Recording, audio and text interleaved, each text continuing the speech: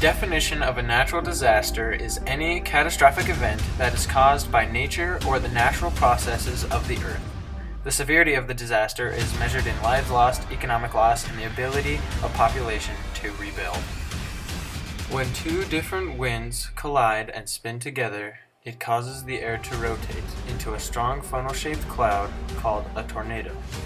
Tornadoes can happen any time of day and any time of year, but are most common in the afternoons in the summer and spring. Twisters are actually clear. The only reason you can see them is because they pull dust and water droplets from around them. Tornadoes can grow up to around 700 feet wide. Tornadoes usually only move forward at around 15 miles per hour, but don't get too close because it can be unpredictable and reach speeds up to 70 miles per hour. Despite their quick movement, they rarely travel far before disappearing. There are three classes of tornado: weak, strong, and violent. Violent twisters can sometimes last up to an hour. Tornadoes are so powerful they can uproot trees and even rip away entire houses. Tornadoes are hard to predict, but can be identified by dark greenish clouds. The U.S. has the greatest amount of tornadoes out of the entire world, with Texas being the state with the most tornadoes. Huge tropical storms are classified as a hurricane when the winds reach 74 miles per hour or higher.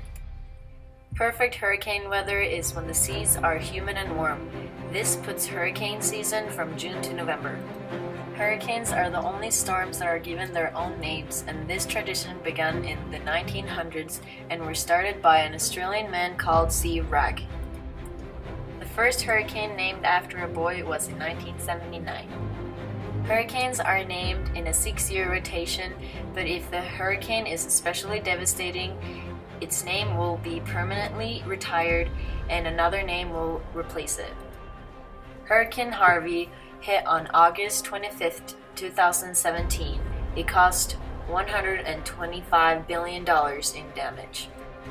Hurricanes can have different classification depending on their location on Earth.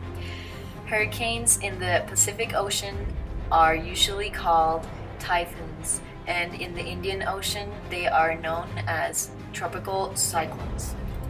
The first time anyone flew into a hurricane happened in 1943 in the middle of World War II. Earthquakes involve the powerful movement of rocks in the Earth's crust. The rapid release of energy creates seismic waves that travel through the Earth. Scientists use the different speeds of seismic waves to locate the epicenter of earthquakes. Epicenters are the points on the surface directly above where the earthquake originated. Seismometers are used to measure the magnitude of earthquakes. You are unlikely to feel a magnitude 3 earthquake, but a magnitude 6 earthquake could potentially cause large damage. The damage caused by earthquakes also depends on their depth and fault type. The earthquake that hit Tohoku region of Japan on March 11, 2011 had a magnitude of 9.0 and killed over 15,000 people. The destruction caused by the Tohoku earthquake was made much worse by powerful tsunamis that were triggered due to the Earth's epicenter being located offshore. Most tsunamis are caused by undersea earthquakes, as shown here, but they can also be caused by landslides, volcanic activity, and even meteorites. An underwater earthquake occurs when a plate shifts abruptly and pushes water upward with tremendous force.